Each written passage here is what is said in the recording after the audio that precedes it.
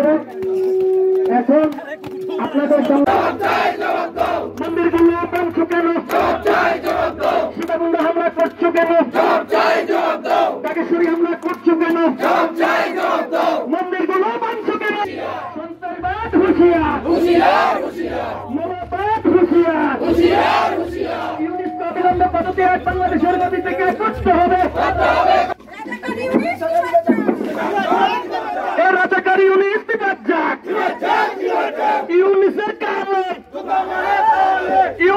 তার নেতৃত্বে যে সরকারটা চলেছে সম্পূর্ণ হিন্দু বিরোধী এবং বৌদ্ধ বিরোধী, খ্রিস্টান বিরোধী, মানে এই সংখ্যালঘু বিরোধী সরকারটা চলছে।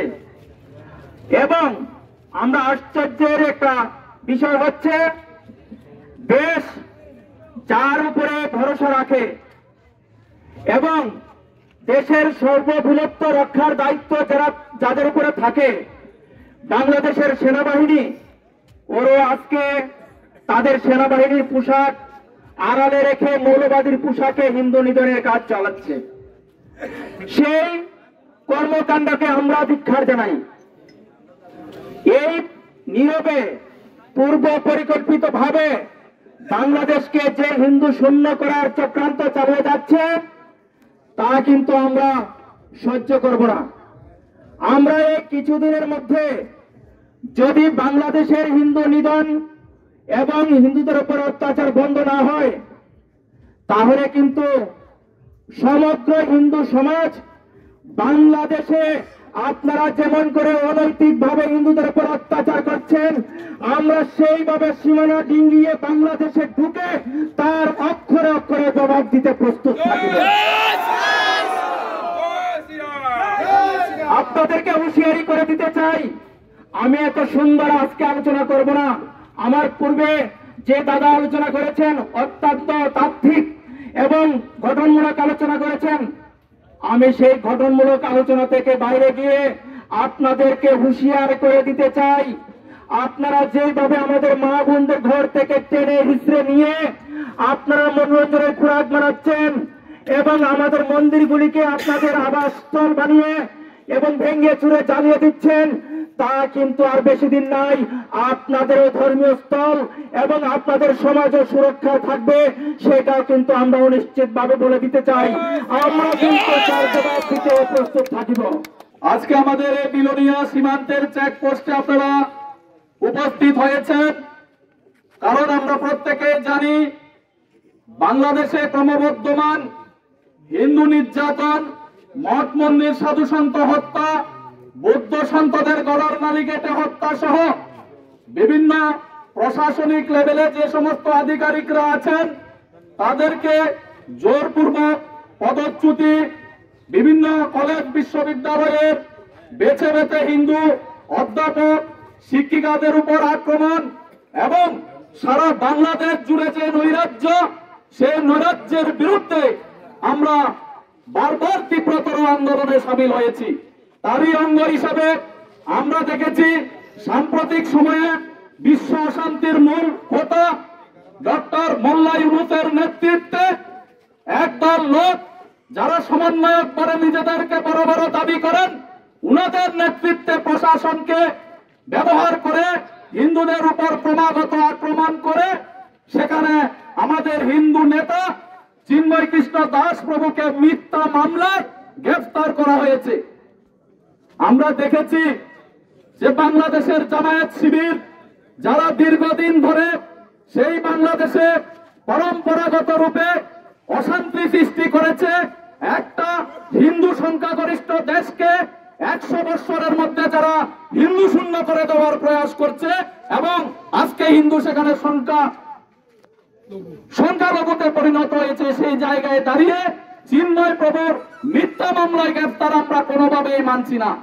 আজকে এক চিন্ময় কৃষ্ণকে গ্রেফতার করে আপনারা হিন্দু সমাজকে, সনাতনী সমাজকে কোনোভাবেই দমাতে পারবেন না।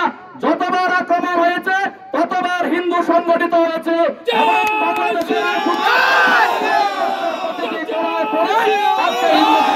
চিন্ময় কৃষ্ণ আজকে ঘরে ঘরে তৈরি হয়ে আছে।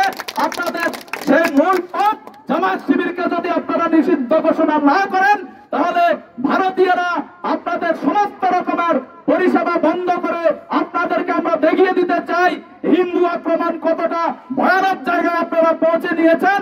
তার প্রতি প্রত্যেকটা কর্নারে আপনাদের যে বিচার, সে বিচার জনতা আপনাদেরকে করবে।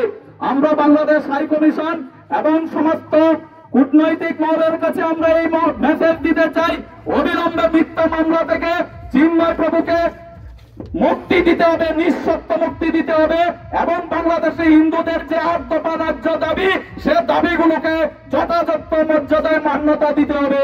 যদি সেটা আপনারা না করেন, সারা ভারতবর্ষের হিন্দু সমাজ আপনাদের সেই বাংলাদেশে নির্যাতিত হিন্দুদের পাশে আছে এবং আমরা প্রতিনিয়ত মাঠে রাস্তায় আন্দোলন করে যাব।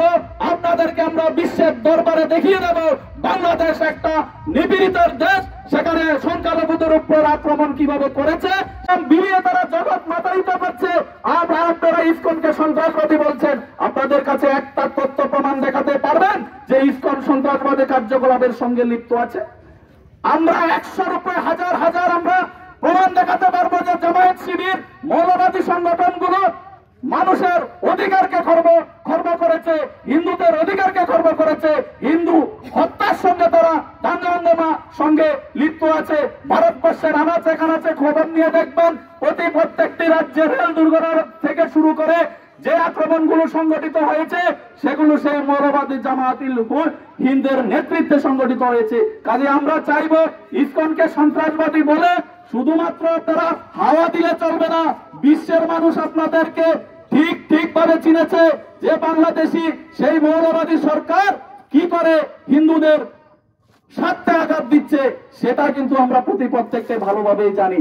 তাই আমি তত্ত্বাবধায়ক সরকারের কাছেও যারা বুদ্ধি সম্পন্ন লোক আছেন, যারা সুদীর্ঘ পুরাতন যে ওয়াকফ বোর্ড, সেখানে আজকে 9 লক্ষ উপরে কোটির উপরে তাদের যে একর সম্পত্তি আজকে ওয়াকফ বোর্ড নিয়েছে, সে ওয়াকফ বোর্ডকে অবিলম্বে ভারত সরকার যাতে বাতিল ঘোষণা করে। শুধু তাই নয়, আপনারা যেখানে আমাদের প্রত্যেকটি হিন্দু নাগরিক সমাজ আছেন, আপনারা যার বাড়িতে হকারি ও কাজের নাম করে যে সমস্ত মৌলবাদী মুসলিমরা বিভিন্ন দেশ থেকে এসে এখানে থাকছেন, যদি তারা আপনাদের বাড়িতে থেকে আপনাদের সাংস্কৃতিক পরিবেশকে বিনষ্ট করছে, তাদেরকে আমরা বলবো সামান্য স্বার্থের জন্য, সামান্য অর্থের জন্য আপনি ভাড়া দিয়ে তাদেরকে রাখবেন না, আপনি তাদেরকে অবিলম্বে বিতাড়িত করুন। খুললাম চ্যালেঞ্জ। কেন বলছি? কারণ আমরা বারবার প্রমাণিত হয়েছে রাজনৈতিক কাজের সুবাদে লেপ বিক্রির নামে, চুল বিক্রির নামে রাজ্যে এসে আমাদের ত্রিপুরাকে তারাই বলছে যে শান্তির ত্রিপুরাকে আমরা অশান্তি করছি এবং আমাদের এখান থেকে বহু মা-বোনকে তারা নিয়ে সেখানে নিয়ে উত্তরপ্রদেশ, পাঞ্জাব, আরব দেশগুলিতে নিয়ে বিক্রি করছে। আমরা চাই না এখান থেকে আপনারা বিগত কয়েক মাসের মধ্যে প্রায় 30টির উপরে ঘটনা হয়েছে। কয়েকটি ঘটনা এখানে যারা সুপরিচিত বিলোনিয়া শহরের যারা